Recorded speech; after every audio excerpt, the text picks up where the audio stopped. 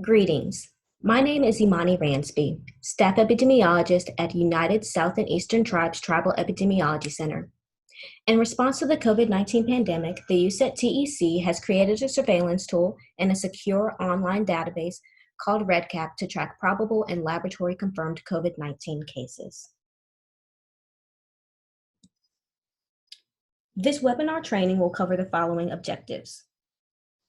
Provide an overview of the USET TEC COVID-19 surveillance tool, give a brief tutorial on accessing and navigating RedCap, and review helpful tips and frequently asked questions regarding RedCap and the USET TEC COVID-19 surveillance tool.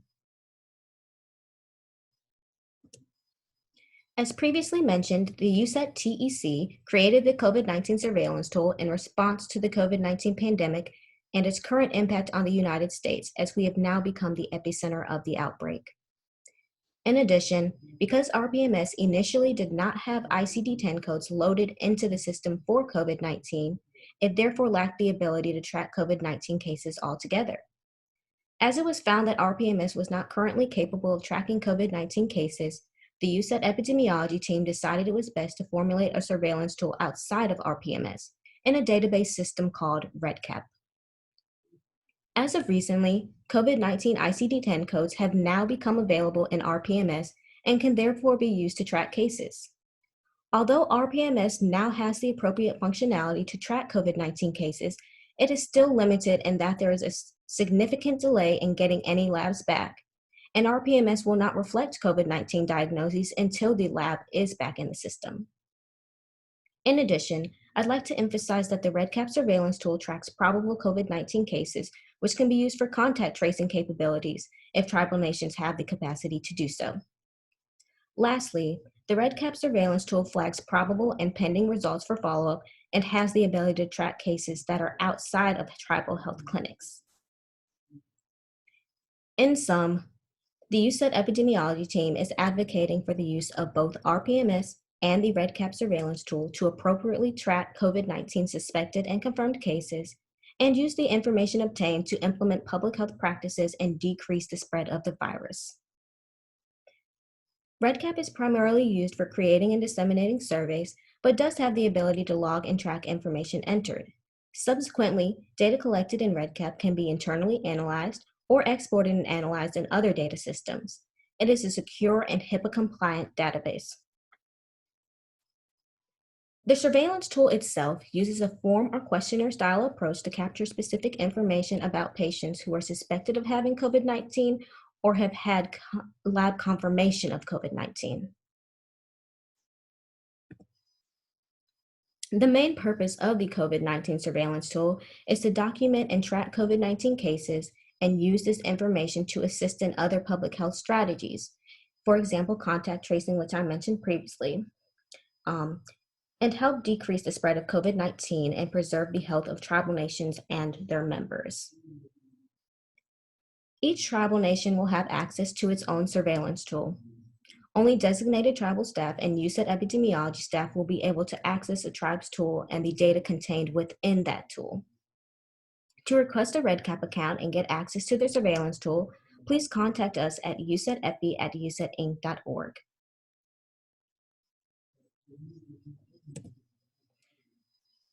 I will now conduct a RedCap demo.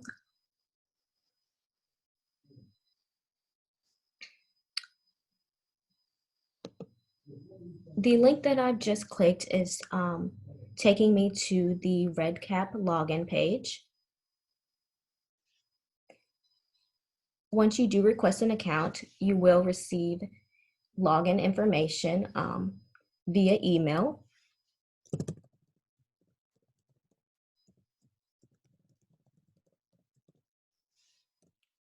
Upon logging in, RedCap will ask for a two-step verification.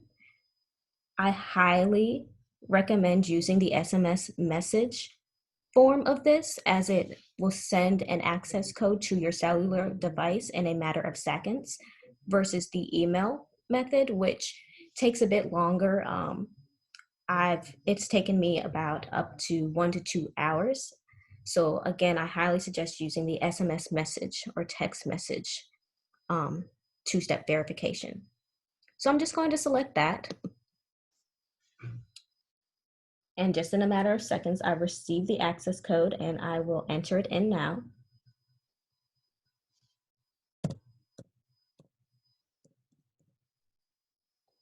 Submit.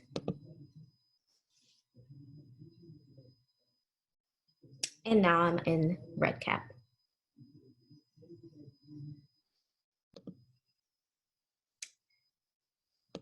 If I click the RedCap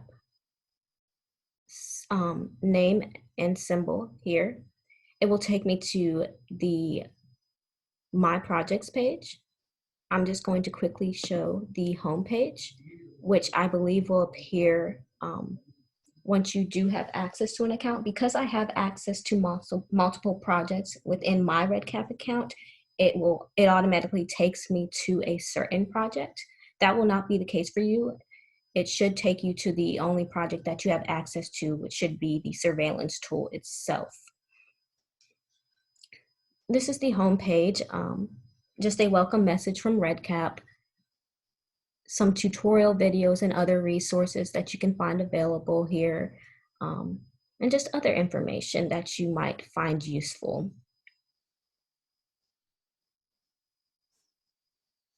It reviews the features.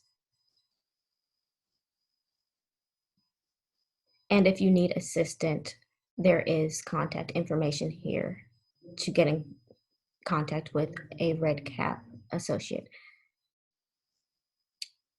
So now I'm going to click My Project at the top here next to Home on the right. I'm going to select my surveillance tool, which will just be listed under My Projects. This is just the project dashboard essentially. It tells you the number of records that are in the project. Currently there are 0, meaning that no forms have been submitted yet.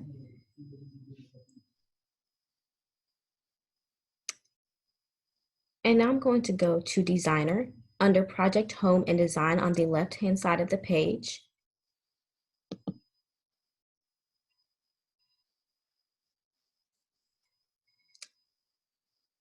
If you go down to instrument name, you'll see your surveillance tool listed and can go ahead and click that.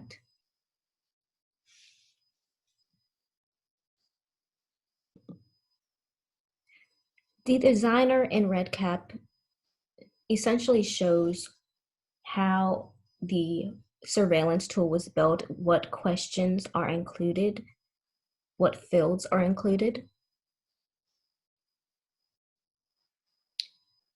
As you can see here, we have several different fields. Patient demographics,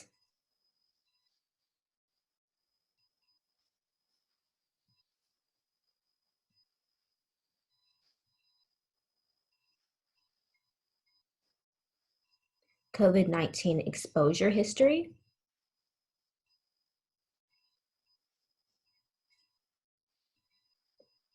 and while I'm here, I just want to make note of the branching logic that was built into the surveillance tool, meaning that if other were to be selected for this question, where is the patient staying, an additional box will drop down asking you to specify where that patient is staying. Several questions have this embedded in them. I'd also like to make note at this time that if the questions or fields contained in the surveillance tool are not what your tribe would like to have included, then that can be modified or omitted. You would just need to submit the changes to Tori Reeves, the other staff epidemiologist, or myself. I will be giving our contact information again shortly, but that is definitely something that is possible if you would like to modify this tool or tailor it to your tribal nation specifically.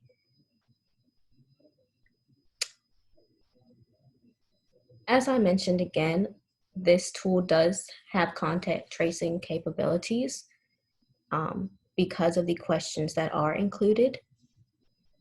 Specifically here where we ask about COVID-19 exposure. And there are other questions included towards the latter half of the survey that also address contact tracing. So now we're getting into comorbidities and smoking history.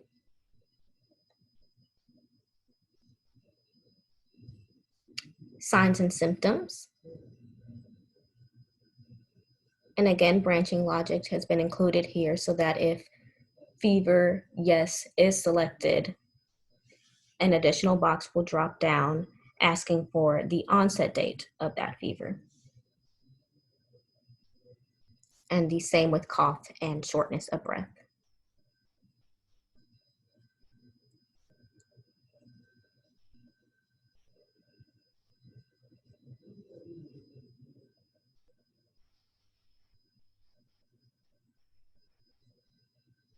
RedCap questions can have text boxes to submit answers. It can have check boxes or just simple radio buttons.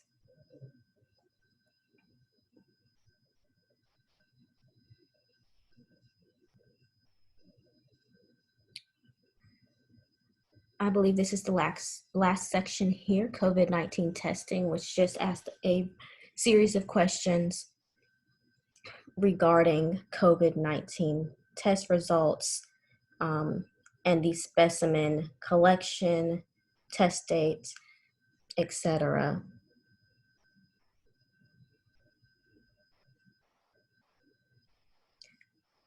And these last two questions listed here are also to have contact tracing capabilities within this tool. We included them. So this is the view of the surveillance tool from if you have access to a RedCap account.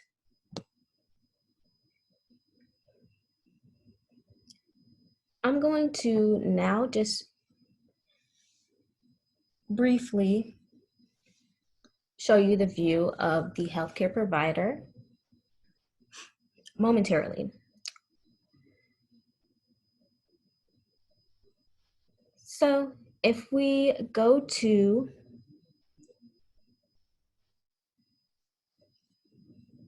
survey distribution tools,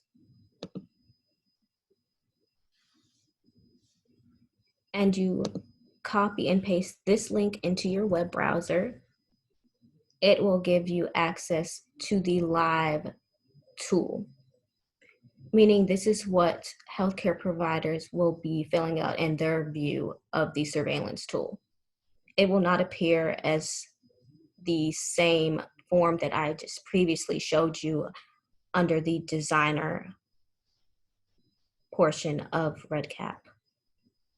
So I'm going to just copy and paste this into my web browser. And here we have the surveillance tool and how it will appear to those filling it out. Please take note that it takes about 5 to 10 minutes to go through this entire form. So again, just the same fields that I previously mentioned.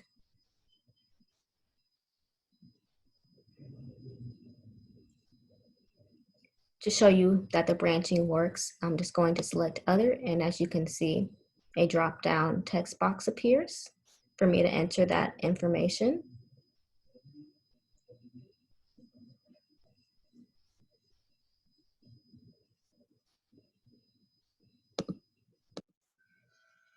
And now I'm just going to select just a few answer choices because I plan to submit this form.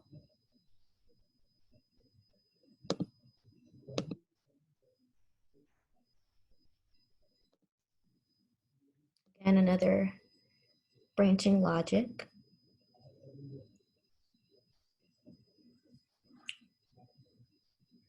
You do have the option to save and return later if you cannot complete the form in one sitting. I'm going to go ahead and submit now. Once you submit, you will get the following message. Thank you for taking the survey. Have a nice day. And then you can click close survey. So now I'm going to go back to my RedCap account. If I go to record status dashboard under data collection and click that, I see that I have one record under my surveillance tool. This is the record that I just completed, the form I just completed.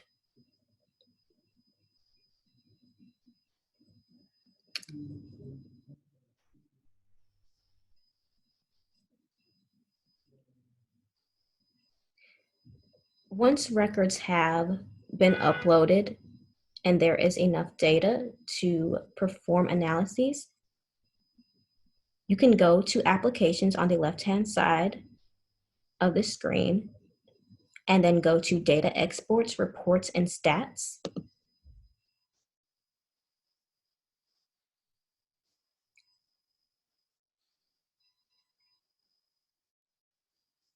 By clicking stats and charts,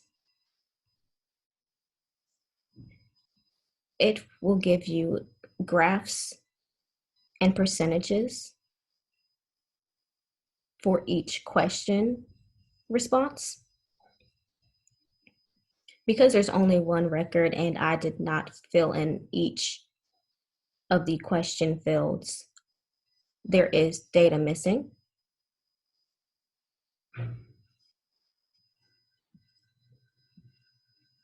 This is a question that I did enter an answer or response for. Therefore, it shows a total count of 1. And once there is enough data, you can see a full breakdown of respondents' answers.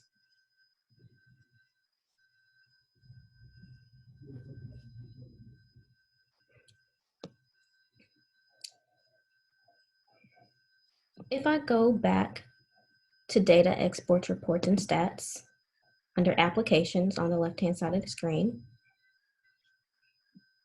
I can also view report.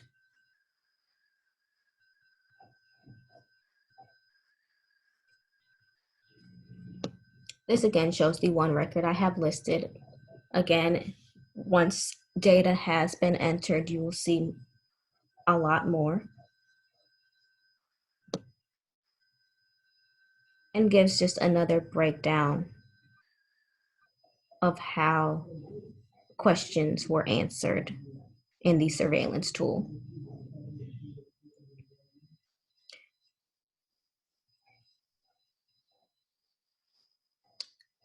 And then if we go back one last time to data exports, reports, and stats,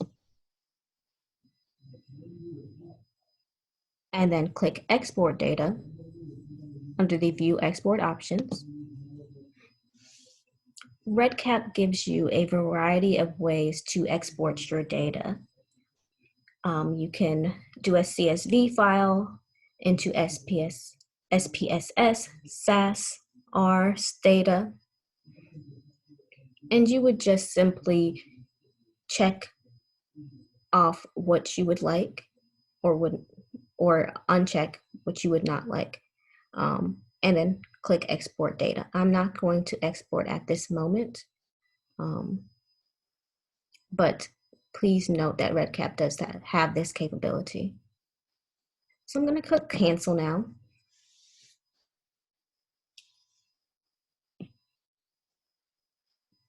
And this pretty much sums up RedCap and how to access it, view the form or questions included, submit a form from the provider's point of view, and then export data and view stats and charts and view reports as well.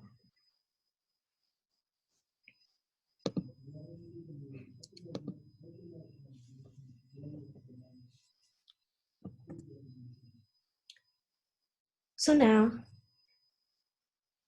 as I close, I just want to end with a few frequently asked questions and tips regarding the surveillance tool in RedCap. So, how hard would it be to make changes to the RedCap surveillance tool? The fields or questions contained in the surveillance tool can be easily modified or tailored to meet the needs of a tribal nation. The surveillance tool can be amended in RedCap via a valid RedCap account, which will be assigned to you by Tori Reeves or myself. The fields contained in the surveillance tool itself can be deleted or modified. Alternatively, question fields can be added to the tool to capture additional information. Although making changes to the surveillance tool is feasible, it is important to keep in mind that if the surveillance tool has already been implemented prior to the changes, then some records may have blank or incomplete fields until they are updated accordingly. Just to explain a little further on that, let's say that we implemented the tool as is for your tribal nation, and your team decides they would like to add additional questions and or omit questions that were previously included. If that's the case, then again, you can send those changes or modifications that you would like to have implemented to Tori Reeves or myself. But keep in mind that because the survey or surveillance tool was implemented prior to those changes, once they have been issued, there may be incomplete or missing data for the fields that were added. So that's just one thing to keep in mind. Who makes the changes to the surveillance tool? As I mentioned just a moment ago, staff epidemiologist at USET, Tori Reeves, or myself will make the changes in the surveillance tool per the request of the tribes. If you would like to submit changes to your tribe's surveillance tool, then please contact Tori Reeves at treeves@usetinc.org or myself at iransb@usetinc.org. How many people can have access to log into the system? So a RedCap account will be issued once a request has been submitted to USET's TEC EPI team, and a total of 5 RedCap accounts will be issued to each tribe.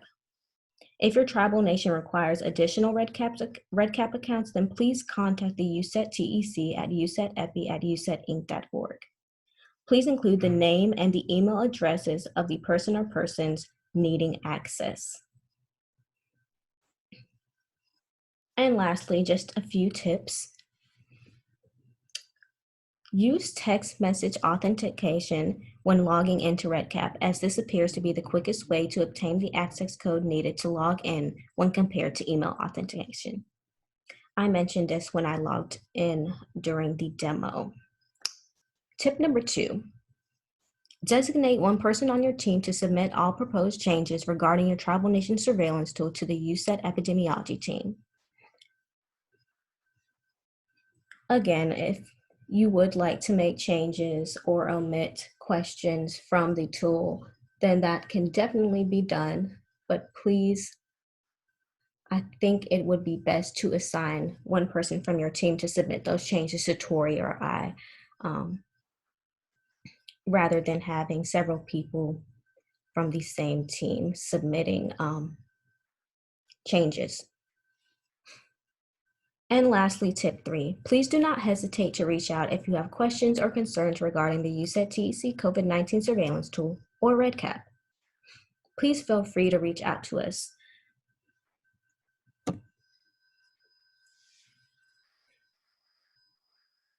In closing, I'd like to thank you. Please contact us at usetepi@usetinc.org to request a RedCap account and get access to the USET TEC COVID-19 surveillance tool. If you have questions or concerns regarding the surveillance tool or RedCap, please contact the following. I've listed here the USET epidemiology team email, Tori Reeves, staff epidemiologist, and myself. Thank you and have a wonderful day.